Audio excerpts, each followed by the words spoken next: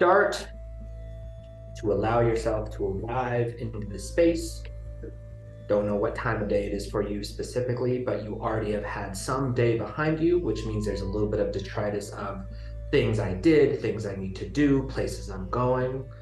And I invite you to let those all be true, and then to take them and put them in a nice little box and set them down to the side. You don't have to forget them. You don't have to ignore them. You are just giving them a home, a place to rest, not unlike the wee chicken coop in Kalisa's house. A place to just rest easy.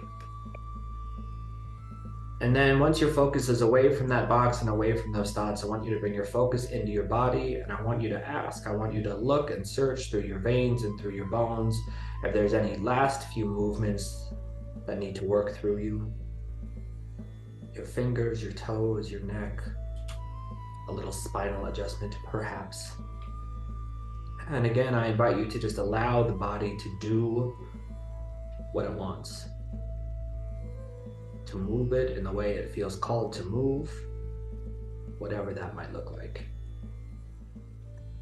And then once you feel like you've been able to let that movement come through you, now I want you to start to lean in toward surrender. I want you to let the weight of gravity start to pull you down into your seat, pushing you back, pulling you down, pushing you back, pulling you down.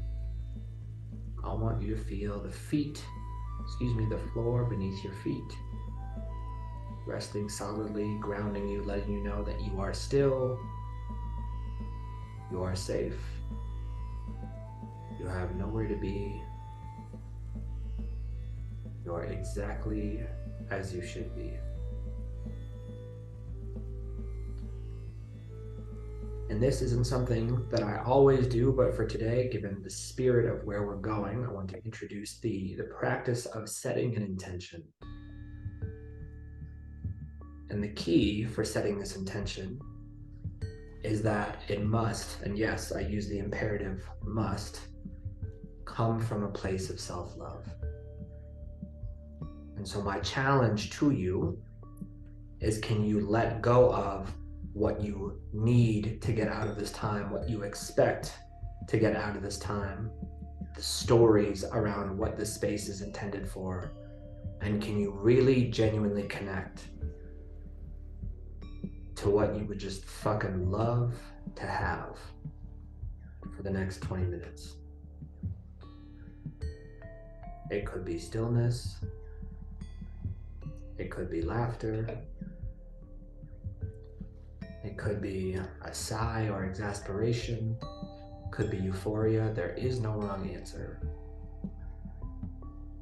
But again, I want you to name an intention internally in your body, in your mind.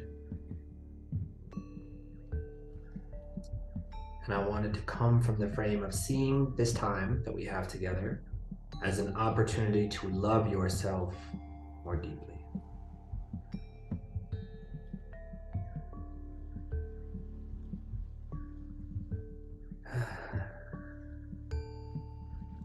With that intention in mind, we'll open this practice with 3 breaths together, going in through the nose and out through the mouth. And we're going to do 5 seconds in each direction. So everyone together, let's inhale, 2, 3, 4, 5. Breathe out, 2, 3, 4, 5. And in, 2, 3, 4, 5.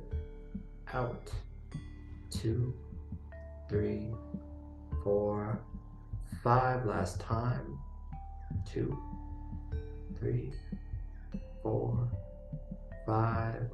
And out, 2, 3, 4, 5.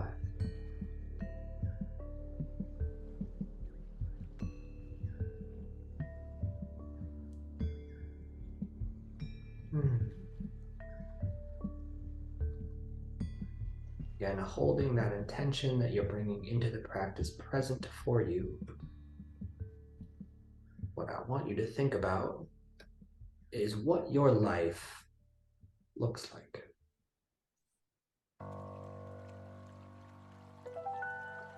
What are the structures within it that you see, that you feel, that you perceive? Where did they come from? What purpose do they serve? And what is your relationship to them?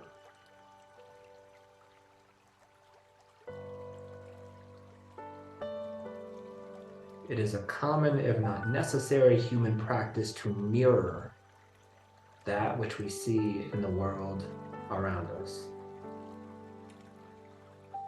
We're tribal, and so we seek connection and commonality in the people and the institutions and the world as we walk through it. And when we feel a vibrational resonance with the people or the structures around us, we feel connected, we feel safe, and we feel included. But within that context and within that construct, there's a little trick.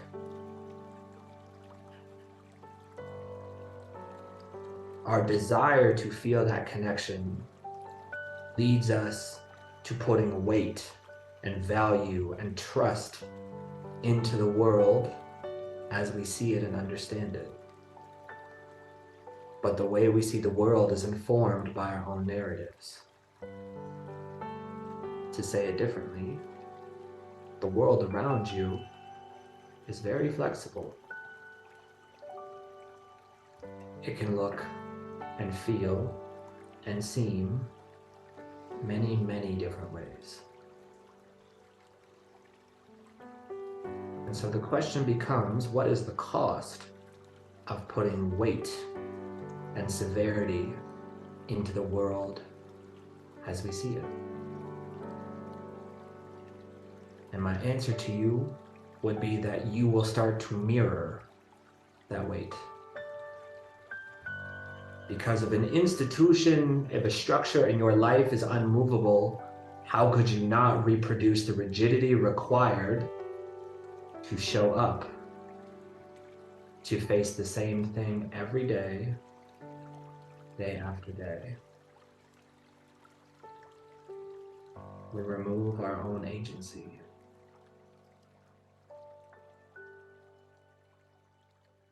And we confine ourselves to living life as we believe is necessary for the structures that are within it. But the truth, of course, is that if you change the way you live your life, the structures therein will also shift.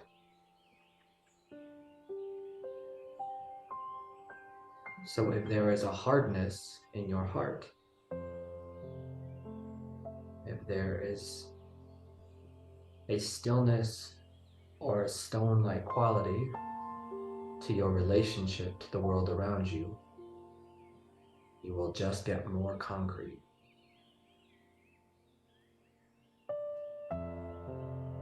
If you begin to feel and move and embody the qualities of water, your reality in turn will change.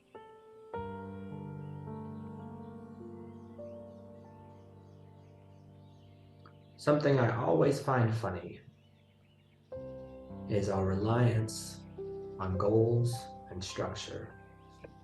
We like building blocks. We like that they are tangible and touchable and square and even and clean and parallel. They look fucking great. But your body is not made to mirror 90-degree angles and sharp edges. And perhaps a different way to think of it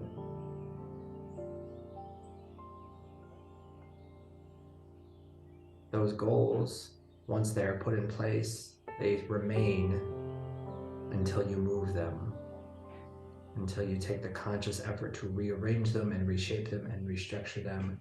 If you were to allow water to run freely, it goes towards space. And it moves so quickly and so easily. We can trap it. We can hold it inside of containers, but water desires to move.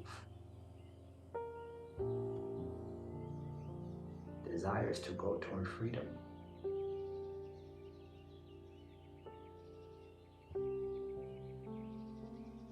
So if you are craving an existence that is more fluid, more liquid, and more like water, ask yourself, how am I moving through this life? Am I moving with weight and sharp edges? Or am I moving with flow? Am I moving away from resistance?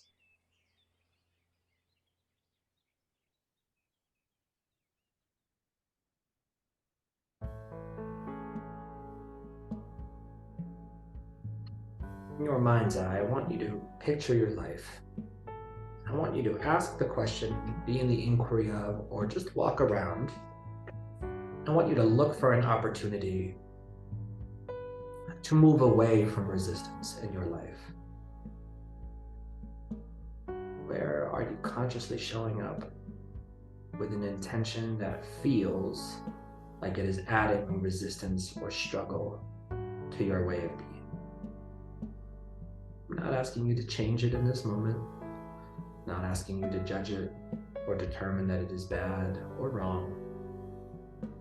I just want you to be curious what it might look like for you to embody that type of movement, for you to trust that moving away from resistance is not a sign of weakness or failure or insecurity. And perhaps it's an invitation to the deeper knowing that life does not require resistance. Your soul does not require resistance. Your worth is not tied to your work. It is already in you. It was always there. It is here now and will always continue to be there.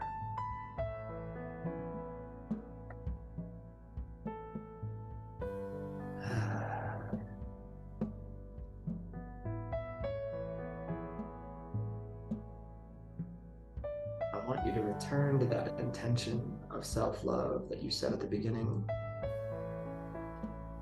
We're going to close with 3 breaths together. And again, I just want you to hold that intention in the space of your heart as you breathe in. And I want you to send that positivity and that love out into the space around you as you exhale. So for the first breath together, let's breathe in. Breathe in, breathe in, breathe in, and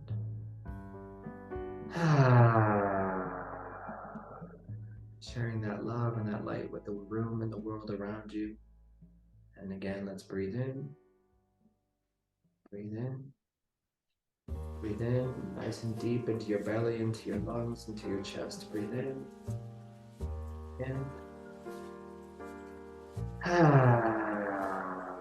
let it go. And one final time, everyone breathe in.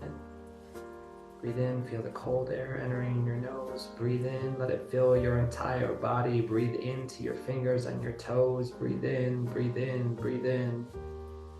And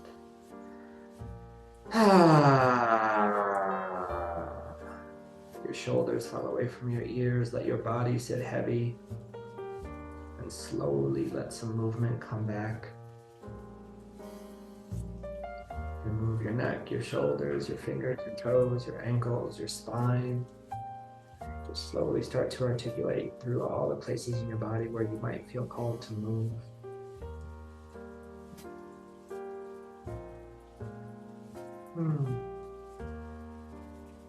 You're ready. Start to blink your eyes open. And come back to the space.